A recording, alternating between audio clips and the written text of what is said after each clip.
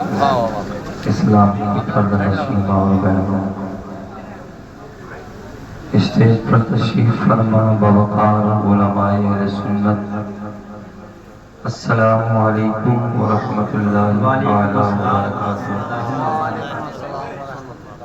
الحمدللہ الحمدللہ رب العالمین، والعاقبۃ للمتقین، والصلاة والسلام علی سید المرسلین، اما بعد فاعوذ باللہ من الشیطان الرجیم، بسم اللہ الرحمن الرحیم، فاذکرونی اذکرکم واشکروا ولا تکفرون۔ صدق اللہ مولانا العظیم وصدق رسولہ النبی الامین المتین الکریم، ونحن علی ذلک لمن الشاہدین والشاکرین، والحمد للہ رب العالمین۔ موضوع کے تحت کچھ عرض و معروض سے قبل ہم اور آپ سب مل کر سارے جہاں کے آقا و مولا، لمبے لمبے ہاتھوں سے بھیگ دینے والے، اندھیری قبر میں کام آنے والے، ہم سب کو جنت الفردوس میں لے جانے والے، جہنم کی کپتی ہوئی آگ سے نجات دلانے والے، دائی حلیمہ کی گود کے پالے، سیدہ آمنہ کی آنکھوں کے تارے، حضرت عبداللہ کے جگر پارے، یعنی حضور احمد مجتبی محمد مصطفیٰ صلی اللہ علیہ وسلم کی بارگاہ میں درود پاک کا نذرانہ پیش کریں اور پڑھیں، اللہم صلی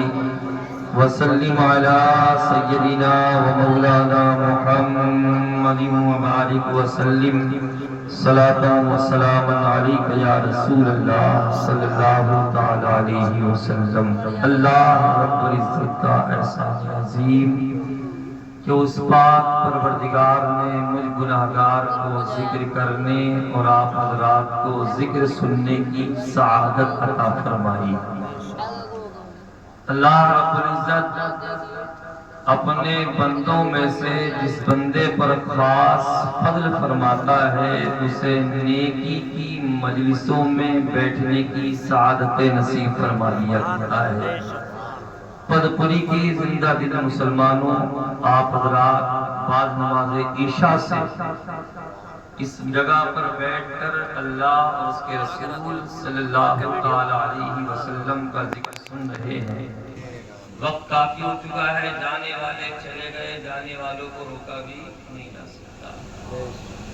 اس سے پہلے ایک آدھ مرتبہ آپ کی بستی میں آنے کا اتفاق ہوا تھا، تو اس وقت آپ کا مزاج شاید ایسا نہیں تھا کہ صرف آپ نعت ہی سننا پسند کرتے ہوں۔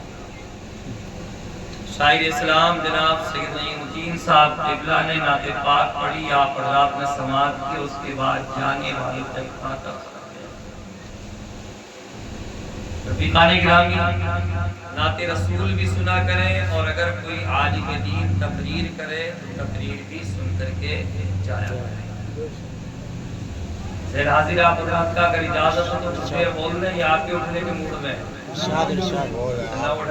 مسکرا کے بولو سبحان اللہ۔ آپ کو بتا دیں بھائی صاحب، ذکر مصطفیٰ مجبور ہو کر نہیں سننا چاہیے۔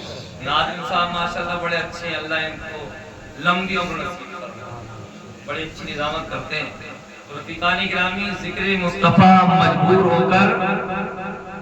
ہو کر نہیں سننا چاہیے، بلکہ چہرے پر ہلکی سی مسکراہٹ بھی ہونا چاہیے، اس لیے کہ مومن کا ایک دوسرے مومن کو دیکھ کر مسکرانا یہ بھی عبادت ہے، یہ بھی کیا ہے۔ اور بھائی صاحب گھور گھور کے دیکھو گے کتنے موٹے موٹے صاحب آ جائے ایسا گھور گھور کے دیکھ رہے ہو، ابھی 12 ہی تو بج رہے ہیں، زیادہ ٹائم ہو گیا۔ ہاں 12:29 ہو گئے. اگر آپ توجہ کے ساتھ سنیں گے تو انشاءاللہ جلدی ختم کر دوں گا, اور اگر بے توجہی کے ساتھ سنو گے تو بھائی صاحب بہت دیر تک بولوں گا. کسی شاعر نے کہا ہے کہ زلفے سرکار سے جب چہرہ نکلتا ہوگا, مسکراتے ہیں سبحان اللہ.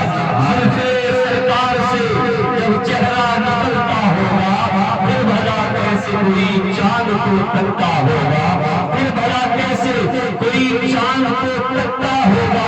اے حلیمہ, اے حلیمہ یہ بتا تو نے تو دیکھا ہوگا, اے حلیمہ یہ بتا تو نے تو دیکھا ہوگا, کیسے تجھ سے میرا محبوب نکلتا ہوگا, کیسے تجھ سے میرا محبوب نکلتا ہوگا. اور کتنی خوش بخت ہے, کتنی خوش بخت ہے, ارے کتنی خوش بخت ہے مدینے کی وہ گلیاں یارو, کتنی خوش بخت ہے مدینے کی وہ گلیاں یارو, جن میں سج دھج کے میرا محبوب نکلتا ہوگا, جن میں سج دھج کے میرا محبوب نکلتا ہوگا. اپنی کہانی گرامی بڑا پیارا شعر آپ کی سماعتوں کے حوالے مسکرا کے بولیں سبحان اللہ. ایک کام آپ کریں, ایک میں کروں, آسان ہو جائے گا انشاءاللہ.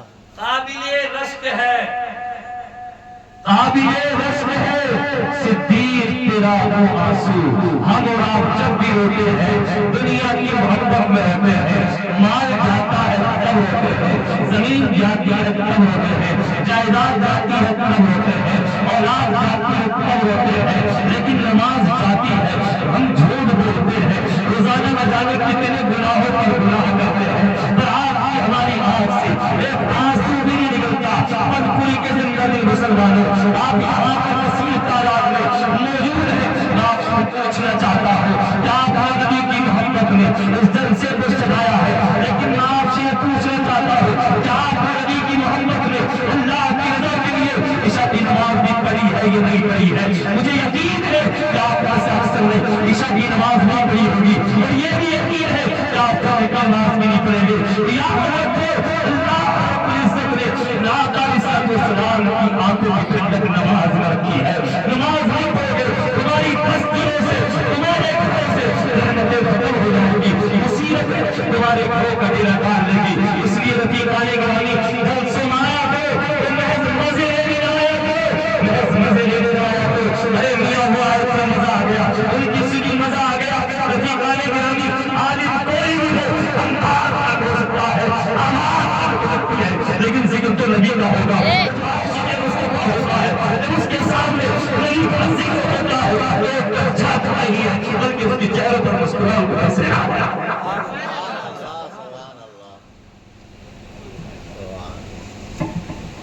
اگر تقریر سمجھ میں آ جائے, ہاں بات سمجھ میں آئے تب کیا ہے, تقریر ہے, وگرنہ میرے بھائی تکلیف ہے. ہاں اور کیا, سمجھانی تو آئے ہیں, سمجھنے کی کوشش کرو. نماز پہلے جلسہ, نماز پہلے جلسہ. صورتحال یہ کہ 70 سال کے ہو گئے, ڈھانگا نہیں آتا ابھی. کوئی بتا سکتا ہے نماز میں فرض کتنے ہیں؟ ہمارا چھوڑو, یہ تو بہت بڑی بات ہوگی. یہ بتا دو غسل میں فرض کتنے ہیں؟ 4 5 بچوں کے ابا بیٹھے ہوں گے یہاں پر. آج تک غسل کرنے کا طریقہ نہیں آیا. چلے امام صاحب تک پوچھے, پر امام صاحب آسمان میں تارے کتنے ہیں؟ یہ لڑیے گن لو پہلے. آسمان میں تارے پوچھ کے آپ کیا کرو گے؟ اگر پوچھنا ہی ہے تو اپنی مسجد کے امام سے یہ پوچھو, امام صاحب یہ بتاؤ نماز میں فرض کتنے ہیں, نماز میں واجبات کتنے ہیں, وضو کرنے کا طریقہ کیا ہے, وضو کے فرائض کیا ہے. لیکن آپ یہ چاہتے ہو کہ عالم صاحب آئیں اور آپ کو یہ بتا کے چلے جائیں کہ 3 مرتبہ سبحان اللہ کہیے, جنت تمہارے باپ کی ہو گئی. بات سمجھ میں آ رہی ہے نہیں؟ اگر سمجھ میں آ رہی ہے تو بات کو آگے بڑھاؤں.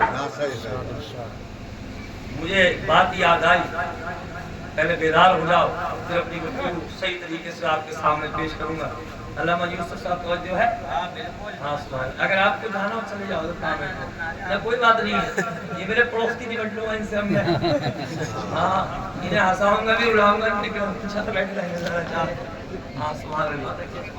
ذہن حاضر آپ پتانی گرامی, ابھی کچھ مہینے پہلے ایک نکاح پڑھانے کا اتفاق.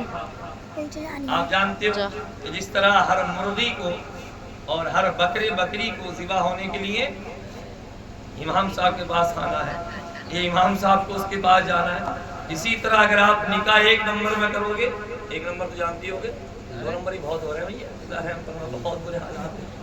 ہاں تو اگر آپ کو 1 نمبر کا نکاح ہے تو آپ کو مسجد کے امام صاحب کے پاس جانا ہی ہوگا۔ ایسے ہی ایک دولہا جو ہے نا، بڑا ٹائی وائی جوتے شوتے سب کچھ پہن کر کے آیا، اور رفیقان گرامی سردیوں کا موسم تھا، اور میرا اپنا مزاج یہ ہے کہ جب نکاح پڑھاتا ہوں تو اس کا کلمہ اور کلمے کا ترجمہ، یعنی جو ہم پڑھ رہے ہیں یہ بھی تو سمجھ میں آنا چاہیے کہ اس کا مطلب کیا ہے، معنی کیا ہے۔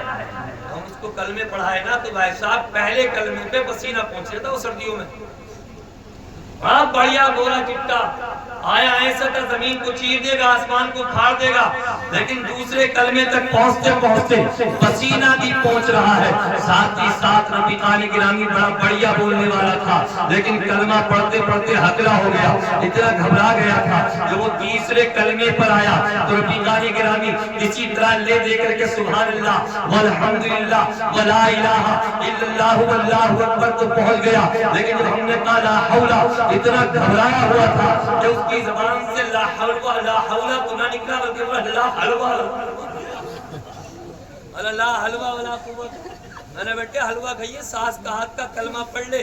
آپ نے بات کو حسرت پہ ڈال دیا، لیکن زندگی مسلمان میں آپ سے پوچھنا چاہتا ہوں، آپ نے اپنے بیٹوں کے نکاح بھی کرائے ہوں گے، آپ نے اپنے بیٹوں کی شادیوں پر کئی لاکھ روپے خرچ کر دیے، بیٹھ والے پر آپ نے 1000 روپے خرچ کر دیے، لیکن تم نصیب باپ جس سے اتنا نہ ہو سکا کہ اپنے بیٹے کو دولہا بنانے سے پہلے کم از کم اتنے کلمہ طیبہ پڑھا کر کے لے کے جاتا، تاکہ ترقی کا شرمندہ نہ ہوتا۔ تو نے اپنے بیٹے کی شادی پر لاکھوں روپے کر دیے، وہ پیسے تیرے کام نہیں آئیں گے، لیکن تو اپنے بیٹے کے نکاح سے پہلے بات کر دے، یاد کرا کے رکھے رکھتا، اگر تیرا بیٹا صحیح طریقے سے ایک کلمہ ہی پڑھ لیتا اور وہی کلمہ اللہ کی بارگاہ میں مقبول ہو جاتا، تو سمجھو ان کی بخشش ہو جاتی، اور اس کے بعد کیا خیال ہے آپ کا؟ کلمے بھی یاد نہیں ہے بھائی صاحب، غلط تو نہیں کہہ رہے، کلمے بھی یاد نہیں ہیں آپ کے ہمارے، اور حال یہ ہے کہ کئی تو صبح کو ایسے ہوں گے جو یہ کہیں گے بولے بھئیے تو پھنس گیا، میں بچ گیا تھا، بولے جیسی سید صاحب نے آپ کی اور چلا گیا، تو پھنس گیا میں بچ گیا، وہ آئے تھے بعض پوچھ رہے 1 گھنٹہ بولے 1 گھنٹہ 1.5 بجے ختم ہوا، اس نادان کو یہ پتہ ہی نہیں ہے کہ جو نبی کی محبت میں بیٹھتا ہے وہ پھنستا نہیں ہے، بلکہ نبی کی ذکر کی برکتوں سے جہنم کی آگ سے بچ جائے۔ یقین ہے کہ اگر آپ کا بیٹھنا خلوص الہیت کے ساتھ ہے تو انشاءاللہ آپ کی ہم سب کی کیا ہو جائے گی، بخشش اور مغفرت ہو جائے گی۔ رفیقان گرامی سرکار کی ولادت، سبحان اللہ، کہ نبی کی ولادت کی خوشی میں تو جلسہ ہے، یہ ذکر ہم نے اور آپ ہی نہیں منا رہے بلکہ ہم سے پہلے سب سے پہلے انسان جنہیں ابو البشر حضرت آدم کہا جاتا ہے، مسکرا کے بولے سبحان اللہ، کیا کہا جاتا ہے؟ حضرت آدم۔ اپنے ابا کا نام نہیں جانتے ہو ایسا، انسانیت کا آغاز انہی سے ہوا، کیا نام ہے؟ حضرت آدم۔ حضرت آدم علیہ السلام کے وصال کا وقت جب قریب آیا تو آپ نے اپنے بیٹے حضرت شیش کو بلایا، سبحان اللہ کہو، 90 نیکیاں مل جائیں گی، اور رفیقان گرامی فائدہ یہ ہوگا کہ آپ کو نیند بھی نہیں آئے۔ اپنے بیٹے حضرت شیش کو بلایا اور کہا بیٹا وصال کا وقت قریب ہے، میں اس دنیا سے جانے والا ہوں، میری کچھ وصیت ہے، آج اگر کسی بڑے میاں کا انتقال ہوتا ہے تو وہ اپنی اولاد کو وصیت کرتے ہیں بیٹا تیرا یہ کھیت ہو گیا, یہ والا کمرہ تیرا ہو گیا, یہ والا بینک بیلنس تیرا ہے, لیکن رفیقان گرامی قربان جاؤ اپنے باپ حضرت آدم علیہ السلام, حضرت شیش علیہ السلام جو کہ ان کے بیٹے ہیں, ان کو بلاتے ہیں اور بلانے کے بعد فرماتے بیٹا میری ایک وصیت پہ اس پر عمل کرنا. کہا باپ وہ وصیت کیا ہے, ارشاد فرمائے. باپ فرماتے بیٹا زندگی کا سفر بڑا لمبا ہے, زندگی کا سفر بڑا طویل ہے, اس میں کچھ دشواریاں بھی ہوں گی, اس میں کچھ پریشانیاں بھی ہوں گی, اس میں کچھ دشواریاں بھی ہوں گی, مشکلات بھی ہوں گی, لیکن میرے بیٹے اگر اللہ نعمت دے تو کبھی اکڑنا مت, کبھی ایٹھنا مت, کبھی تکبر مت کرنا, بلکہ اللہ مال دے دے. اگر گاؤں کا پردھان بن جائے تو رفیقان گرامی ایٹھنا نہیں ہے, بلکہ اللہ کی نعمتوں کا شکریہ ادا کرتے ہوئے اپنی پیشانی کو اللہ کی بارگاہ میں جھکا دینا ہے.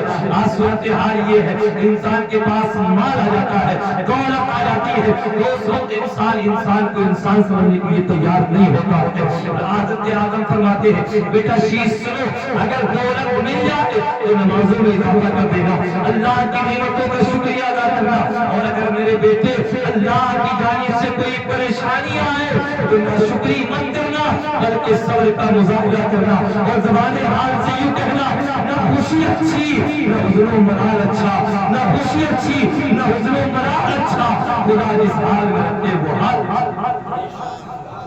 کیا کریں, صبر کرنا, اور اگر نعمتیں مل جائیں تو شکر ادا کرنا, اور اگر میرے بیٹے پہاڑ کے برابر, آسمان کے تاروں کے برابر, ریت کے ذرات کے برابر زندگی میں پریشانیاں آ جائیں تو میرے لال گھبرانا مت, بلکہ آخری نبی محمد عربی کے وسیلے سے دعا مانگ لینا, اللہ پاک اس نبی کے وسیلے سے تیری زندگی کی ساری پریشانیوں سے نجات دے.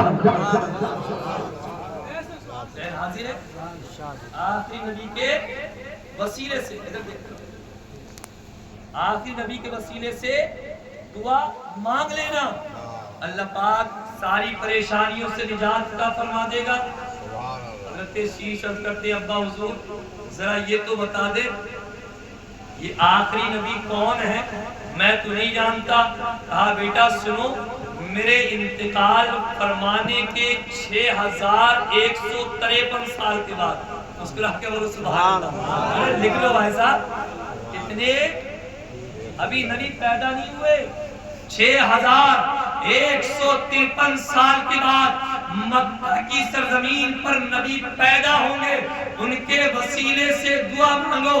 بیٹا کہتا ابا ایک بات تو بتائیے, 6153 سال کے بعد وہ نبی مکہ کی سرزمین پر پیدا ہوگا, آپ کو یہ کیسے پتہ لگ گیا, آپ کو یہ کیسے معلوم ہو گیا کہ اس نبی کے وسیلے سے جو دعا مانگی جاتی ہے اللہ پاک قبول فرما دیا کرتا ہے. حضرت آدم فرماتے ہیں بیٹا میں سنی سنائی نہیں بلکہ اپنی آنکھوں سے جو دیکھا ہے, میرے باپ آدم نے جو تجربہ کیا ہے وہ تجربہ تیرے سامنے بیان.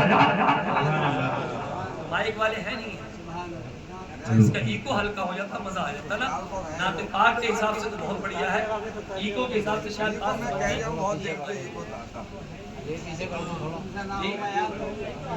ہری سکون میں درود پاک پڑھیے, اللہم صلی علی سیدنا مولانا محمد مبارک وسلم صلاۃ و سلام علی یا رسول اللہ صلی اللہ علیہ وسلم. اپنے شعراء کرام سے نعت سن لی, میری خراب آواز میں نبی کی ذکر سن لیجیے, مطلب کہ وہ سبحان اللہ یاد ہے. بھائی صاحب یار اپنی بڑی دور سے آئے آپ کی محبت میں. بہت زمانے سے حق کو پر یہ دنیا پیچھے پڑی ہوئی ہے. سبحان اللہ. ساری دنیا پڑی ہوگا, کچھ نہیں, ڈرو مت یار. سبحان اللہ کہنے میں ڈر لگ رہا ہے کیا آپ کو؟ بہت زمانے